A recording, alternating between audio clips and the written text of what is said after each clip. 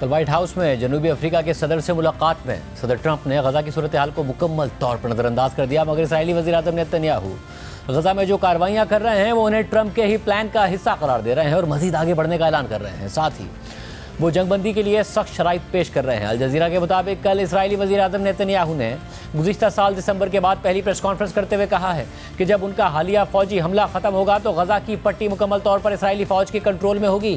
Nitin Yahoo نے یہ بھی کہا کہ اگر عارضی جنگ بندی اور یرغمالیوں کے تبادلے کا کوئی موقع پیدا ہوتا ہے تو اسرائیل اس کے لیے تیار ہوگا، لیکن اسرائیلی وزیر اعظم نے جنگ کے خاتمے کے لیے کچھ شرائط پیش کی، جن میں تمام یرغمالیوں کی رہائی، حماس کو غیر مسلح کرنا، اس کی قیادت کو جلا وطن کرنا اور اس منصوبے پر عمل درآمد شامل ہے جسے امریکی صدر ٹرمپ نے فروری میں پیش کیا تھا، جس کے تحت فلسطینیوں کو غزہ سے بے دخل کر دیا جائے گا۔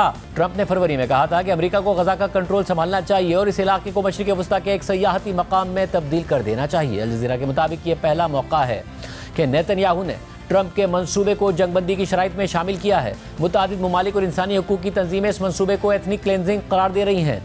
اس کے علاوہ نیتن یاہو نے دعویٰ کیا کہ محمد سنوار ممکنہ طور پر اسرائیلی حملے میں مارے گئے ہیں۔ محمد سنوار حماس کے سابق سربراہ یحییٰ سنوار کے بھائی ہیں۔ یحییٰ سنوار گزشتہ سال اکتوبر میں اسرائیلی فورسز سے جھڑپ کے دوران مارے گئے تھے، تاہم حماس نے تاحال محمد سنوار کے مارے جانے کی تصدیق نہیں کی ہے۔ واضح رہے کہ رواں ماہ کے آغاز میں اسرائیل نے جنوبی غزہ کے یورپین اسپتال پر شدید بمباری کی تھی، جس میں تقریباً 28 افراد شہید ہو گئے تھے۔ اسرائیل کے اس حملے کی عالمی برادری نے شدید مذمت کی تھی۔ اس دوران اسرائیل نے یہ جواز دیا تھا کہ حملے کا ہدف محمد سنوار تھے، جو ممکنہ طور پر غزہ میں حماس کے سربراہ ہیں۔ ساری صورتحال میں غزہ میں انسانی بحران سنگین سے سنگین تر ہوتا جا رہا ہے۔ کھانے پینے کی اشیاء ختم ہو گئی ہیں، لوگ قطاروں میں لگ کر پانی حاصل کرنے کی کوشش کر رہے ہیں، لوگ تباہ شدہ عمارتوں میں رہنے پر مجبور ہیں، اور اب تو اسرائیل اسپتالوں کو بھی پہلے سے زیادہ ٹارگٹ کر رہا ہے۔ اس حوالے سے کل ہم نے آپ کے سامنے CNN، BBC، Al Jazeera, CBS، ITV اور فرانس 24 سمیت مختلف عالمی میڈیا اداروں کی رپورٹس رکھی تھی، جن میں غزہ کی اس سنگین صورتحال کے مناظر دکھائے گئے تھے، جبکہ CNN نے اسرائیل کی جانب سے امداد کی بندش اور قحط کی صورتحال سے متاثرہ ایک فلسطینی بچی اور اس کے خاندان پر ایک رپورٹ تیار کی ہے، جس میں انتہائی دردناک مناظر دیکھے جا سکتے ہیں، اور دیکھا جا سکتا ہے کہ غزہ میں تقریباً تمام خاندان اسی صورتحال سے دوچار ہیں۔ میرے والد کے ساتھ میرے علاوہ کوئی نہیں، صرف میں ہوں جو پانی لے جا سکتی ہوں۔ ہمیں صرف پانی بھرنے کے لیے گھنٹوں انتظار کرنا پڑتا ہے، اور اکثر ہم صرف آدھی بالٹی ہی پانی سے بھر پاتے ہیں۔ میں مضبوط ہونا چاہتی ہوں تاکہ میرے والد کو اکیلے سارا بوجھ نہ اٹھانا پڑے۔ This is the story of one 12-year-old girl. یہ اس 12 سالہ بچی اور اس کی فیملی کی کہانی ہے، مگر آج غزہ میں بہت سے خاندانوں کی یہی کہانی ہے۔ یہ خاندان پانی اور کھانے کی تلاش میں مارے پھرتے ہیں، اور اگر گھر میں کوئی ایک شخص مارا جائے تو پورے خاندان کی مشکلات میں ناقابل یقین اضافہ ہو جاتا ہے۔ میرے بھائی نے خاتون کو مدد کے لیے پکارتے ہوئے دیکھا۔ اس خاتون کے بچے بری طرح خوفزدہ تھے۔ وہ ان کی مدد کرنے کے لیے جھکا تو ایک سنائپر کی گولی اسے آ کر لگی، جو اس کے سینے میں لگی اور نکل گئی۔ یہ دیکھیے، گولی اس کے سینے سے اس جگہ سے گھسی، اور دیکھیے یہاں پیچھے سے نکل گئی۔ ہم نے اس کی یہ جیکٹ اتاری، اسے دفنا دیا۔ وہ ہمارا واحد بیٹا تھا، اس کی موت نے ہمیں توڑ کر رکھ دیا ہے۔ اپنے بھائی کے مارے جانے کے بعد اس بچی جیرا نے ذمہ داریاں سنبھال لیں اور اپنی فیملی کی ذمہ داری سنبھال لی۔ میرے والد بوڑھے ہیں اور دل کی بیماری میں مبتلا ہیں۔ اگر وہ پانی سے بھری بالٹی اٹھانے کی کوشش کرتے ہیں تو گر جاتے ہیں، اس لیے مجھے یہ ذمہ داری ادا کرنی پڑتی ہے، اور میرے والد میری مدد کرنے کی پوری کوشش کرتے ہیں۔ غزہ کے خاندانوں کے یہ حالات اسرائیل کی طرف سے کی گئی 3 ماہ کی ناکہ بندی سے مزید بدتر ہو گئے ہیں۔ اسرائیل کا دعویٰ ہے کہ ناکہ بندی حماس پر دباؤ ڈالنے اور مغویوں کی بازیابی کے لیے کی گئی ہے، مگر ابھی تک اسرائیل دونوں مقاصد حاصل کرنے میں ناکام ہوا ہے، اور جتنی تھوڑی سی امداد غزہ کے عوام تک پہنچ رہی ہے، اس سے غزہ کے عوام فاقہ کشی کے دہانے پر پہنچ چکے ہیں۔ اقوام متحدہ کے مطابق اسرائیل کا یہ رویہ ظالمانہ اور غیر انسانی ہے۔ میں اپنی بھتیجی کے ساتھ ہر وقت کھیلا کرتی تھی۔